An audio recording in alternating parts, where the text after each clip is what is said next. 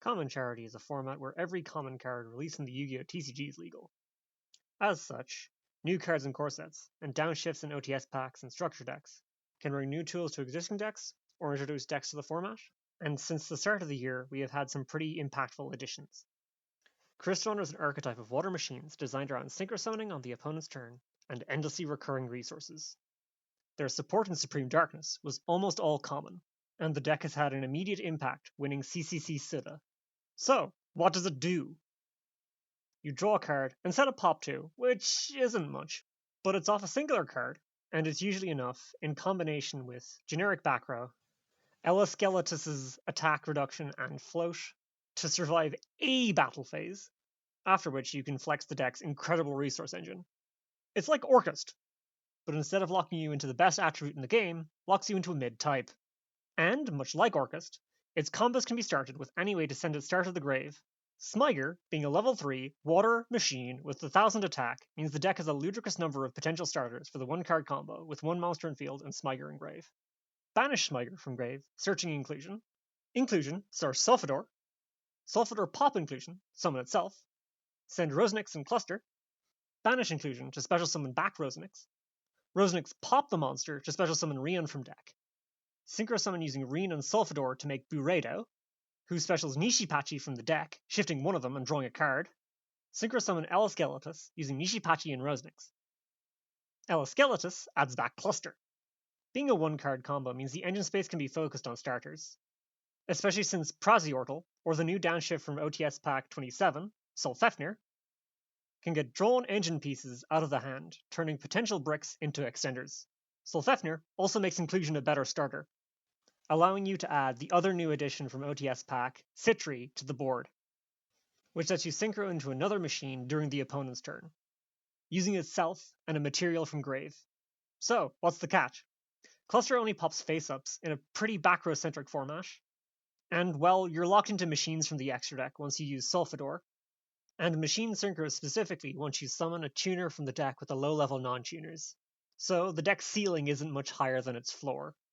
We have 26 machine synchros currently in Common Charity, 9 of which you can't summon because of their materials, and the only ones we can that do anything remotely disruptive if summoned on the opponent's turn are Axel Synchron, who requires additional material, because there's nothing it can go into with Eleskeletus, and Cloud Castle, who doesn't stop the 1 card you need to stop from attacking.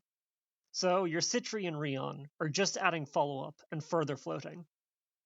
But that's all useless in the face of a banished Kaleidochick or an Abyss Dweller. Dweller notably stopping this deck for about a turn cycle. And, similarly to the deck in Advanced, Lancia is a popular side deck card for beating one of the top decks, in this case Tenyi, and also ends your turn a lot of the time.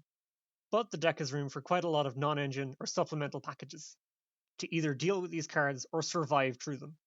You can play Crystron Hamon Eldritch, scrap Crystron, really any main deck engine or start of turn engine that doesn't need its normal summon, or includes a discard, giving you extra flexibility. Or run a machine-based engine, like Symphonic Warriors or FA, giving you bigger combos. Crystron seems like it'll find a home in the Common Charity meta, being a very consistent mid-range deck, but breaking into top tier would likely take multiple machine synchro payoffs being printed or downshifted. Materiactor is a series of cards Konami periodically remembers are an archetype, and their third wave has been reasonably kind to Common Charity. Gigadra, in conjunction with Gigaboros, had been a reasonable card in the format, but the pool of rank 3 Xyz monsters kept it only fringe playable. But Zeptowing and Exorept mean the text previously used so you could still activate Gigadra's effect if you drew your brick of choice is now the starter for making 2 rank 3 Xyz monsters. Zeptowing and Exorept making rank 3 Xyzes in their own right, though require a discard. Zeptowing being a fire dragon makes it a search target for Sangenkaimen or Doradora, who, with an extender like Unexpected Die, can convert into critical, which is an Omni-Negate by mulliganing a material from Gigaboros, and another rank 3 or link 2, like the newly downshifted Hieratic Seal of the Heavenly Spheres. A quick effect bounce that tags into a dragon from deck, getting you follow-up, a floodgate, or more disruption. As such, the build I feel works best is playing dragon-type normal monsters like Hunter Dragon and Baby Dragon, but I've previously tried to make Gorgonic Guardian with Giant Soldier of Stone or Gem Knight Lapis. Because you make use of Fire Dragon support already, you can main or side into Tempai for an OTK if you'll be going second, or as a crackback to float into off of spheres. I mentioned Eldritch earlier as part of the Crystron variant, but he's also got non-archetypal support, almost custom-made for him. Delta of Invitation is a field spell that on activation sends a level 5 or higher zombie monster from your deck to the graveyard. If a zombie monster is on field, it summons a level 5 token, and if a monster is added to the hand, from the grave, adds itself back too. Yep, that gives you Eldritch access from the deck, and when you use Eldritch's graveyard effect, comes back from the graveyard, mitigating the cost. But that isn't the only strong zombie to send. Wandering Titan of Tartarus is a 2600 beater that mandatorily, unrespondedly, sends everything you control to the yard, and special summons itself when it's sent from the deck to the graveyard. Then, it sends up to that many cards your opponent controls to the yard. If it's sent otherwise, you can send a card from your hand to send one from the field.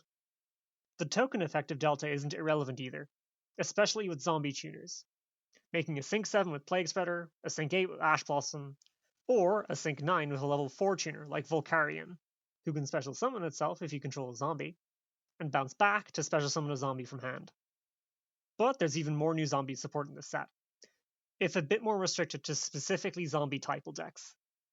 Curse of the Ancient Turtle is another foolish burial for zombies, at the cost of banishing a zombie from grave, and gives one of your guys the Pyramid Turtle float. While banishing a zombie from grave is often a real cost, there are a couple who actively want to be banished from grave, like the Shiranuis. Ween Spirit of Tricks is what they call wipe, and asks your opponent the question, do you want to take the damage now or in the battle phase, based on the zombies in yard? And, if it's popped, gets to take a monster from your opponent's graveyard and special summon it. His girlfriend is a 0/0 Dark Fiend that asks a similar question for fiends, and then if it's popped, gets to send an opponent's monster to the graveyard. The couple also have a non-once per turn spell that can search them or grab them from the grave. Speaking of fiends, Azamina Afs is a trap card that bounces a number of target cards up to the number of your fiend, spellcaster, and illusion, fusions and synchros, on field or in grave. And also has White Forest text, because it's a White Forest card. Lore! This card slots nicely into Sol Erisichthon control, where it's reasonably easy to make into a double bounce with the namesake card, who can recycle it every turn instead of one of the Sinful Swall Traps or Determination, and Aerial Eater, which you can make with Fiendsmith Sequence. Most of these cards work well with the Hamon engine in different ways, and that engine has seen some decent success so far, so maybe these can help it push into the upper echelon of decks. I'd definitely keep my eye on Delta. We don't often get enough of world premiere archetypes in Common Charity to make them playable, especially during their first wave, but Mysterigi have, with 4 cards, done just that, while also making waves in advance. Kusanagi, Saji, and Prayers combine to create a strong rank 4 engine that can flex into Purification's Omni-Negate if you have a high-level reptile.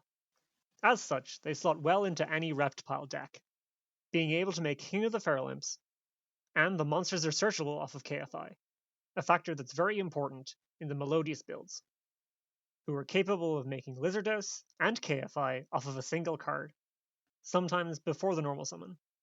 That being said, without a strong second wave, I don't see this making Reptile a real meta Thresh, or the best Melodious variant. Speedroid got 3 new cards in a downshift since the start of the year. 2 of them mention Clearwing monsters, and we have 1 Clearwing monster in Common Charity. It's Supreme King Dragon Clearwing. Speedroid locks you out of it. That being said, these cards help Speedroid in CC. Scratch is like 1.5 E-Tellies. Clackers gives you access to a 1-card scale combo. And Clearwing Wonder is probably a pop 2 if you get to combo. But they don't really help much in the machine combo pile that features some of the better Speedroids and is the more playable deck. Hydrojet Shark is a level 4 water that can special summon itself if you control a water Xyz. And, either when it's on the field, send an Xyz spell trap or Fish Shark, or banish it from your grave to add an Aquajet card, which can include Aquajet Surface, which special summons a level 4 lure Tri-Fish from hand or graveyard, essentially making Lifeless Leaffish into a Wolfbark or Tin Goldfish, making it easier to start Xyz plays or recover. Grand Knight of the Red Lotus is a non-effect monster support card. You can shuffle a non-effect monster from your yard to summon it as a 2900 if it was a normal monster, And you can pop a monster on field and special summon a non-effect monster from your yard. This is a card you could reasonably summon and use in 10e. Why would you? You already have pops and large monsters. Seaship or Materia Reactor can play it, but it doesn't really add much there either. This is probably just a cube card. Structure deck Blue Eyes White Destiny? You can't be saying that. Anyway, the new Blue Eyes structure deck downshifted a lot of the Blue Eyes archetype's previous support. The deck's main boss monster is Spirit Dragon, who prevents your opponent from special summoning more than one monster at once, can negate a card effect in the yard, and tag out for a different Light Sinker Dragon, but pop it during the end phase. Unless of course it's Azure Eyes, who gives your dragons protection on summon, and allows you to bring back a normal monster on each of your standby phases. But you can also summon Lightstorm Dragon, who pops X+1 spell traps, where X is the number of normies in your yard, and when it's popped, returns a spell trap from your yard, but locks it until you control the normie. Or even Malong for a bounce when it's popped. Spirit Dragon isn't particularly hard to summon for the deck, having a couple 2-card combos that get you to it and some sort of follow-up. But Blue Eyes isn't just a synchro deck. Ultimate Fusion summons monsters that mention Bood or Ultimate using monsters from hand, field, or graveyard during the main phase, and then pops face-ups to the number of Boods you used from the field. Summoning Twin Burst, a 3k that's indestructible by battle, can attack 2 monsters, that banishes any monster it can't kill by attacking. Or Tyrant Dragon, a trap immune 3400 that can attack each monster and gets to set a trap from the graveyard. It's pretty easy to do at card parity. And Whitestone of Ancients, or True Light, can even let you get a pop. Darkened Evaporation Dragon also allows you to fusion summon these monsters, or pop a monster. No matter what the focus is, you get access to spheres for a bounce and further disruption or follow-up, Jet Dragon as a recurring threat, Alternate and Spirit of White to deal with monsters and back row respectively, and the rank 8 pool, which is really good at attacking over big monsters and can draw cards. But how good is the deck in CC without access to its most recent wave of support, or the Primate engine? Well, that remains to be seen. The deck has undeniable strengths. Spirit Dragon was almost custom made to deal with the 2016 advanced Yu-Gi-Oh decks, and common charity often resembles that era of design, with graveyard decks aplenty and pendulum cards showing up in multiple top archetypes. But the deck does also have some weaknesses to iron out. While it has some relatively powerful 2-card combos, it needs to see specific playmakers to really accomplish more than putting some sizable lads on the board. And while it has a decent grind game, there are more consistent decks with better recursion. So it can be priced into trying to end the game relatively quickly. But there are decks that can put 8k over a board in more consistent, straightforward ways. But hey, almost the entire deck is in the structure deck, so you can build the deck for cheap and don't have to worry about sipping. But Blue Eyes isn't the only deck that will benefit from the cards downshifted in this structure deck. I've already talked about Hieratic Seal of the Heavenly Spheres being playable in Materia Reactor, but other Tempai decks and Chaos Dragon decks also benefit greatly from the card. A shame we don't have any of the Dragon Link ones to make 1-card spheres possible outside of exactly Dora Dora. Blue Eyes Chaos Max Dragon could show up in Megalith decks as a side tech to make OTKing easier, double piercing making Phaleg's buff that much more effective. Oh no, we've summoned more than 5 times this video! The most impactful card from this deck is undoubtedly Nibiru the Primal Being, a card whose mere existence forces players to rethink their combo lines and counter summons. That being said, the card feels like more of a side deck card in current common charity. Rank 4 decks, like Loonlight, can make Trap Tricks for Fleecia to send Gravedigger's Trap Ball, negating the nib and dealing a hefty 2k in the process. Decks that can make Spheres get to special summon a starter from deck when they get nibbed. Melodious and other pen decks have Odd Eyes Vortex Dragon as a hard out, and you'll only need to get to Absolute by summon 5, to still be able to end on Vortex at least. Crystron can play FA cards to turn on Shining Star GT before their 5th summon. Hell, a lot of decks don't even need to commit into a card like Nibiru.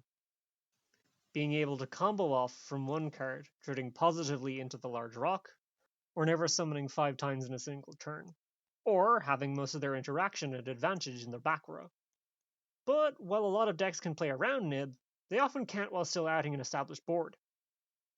So Nib can work well in situations where you're going first and can make a board your opponent needs to spend resources to break. Nibiru is unlikely to become a mandatory staple card in CC, but its mere existence affects the deck building and combo routing for all current and future decks in the format. Evil Hero got some new support at Common and SUDA, but they didn't really accomplish anything in Commentary until the OTS Pack. With the downshifting of Sinister Necrom and Malicious Bane, both Hero and Fiend decks have access to better rank 6 enablers, and a Beals with a Lightning Vortex attached. Hero decks can search Necrom off of Stratos or Shadow Mist, which makes Vion a 1-card Malicious Bane, by fusing Vion and Necrom into Adoration, then summoning Infernal Rider to Dark Fusion into the big guy. And can often do a line like this. In addition to their normal combos, if they drew Necrom or Malicious, as Necrom can be the Dark Effect monster for Dangerous.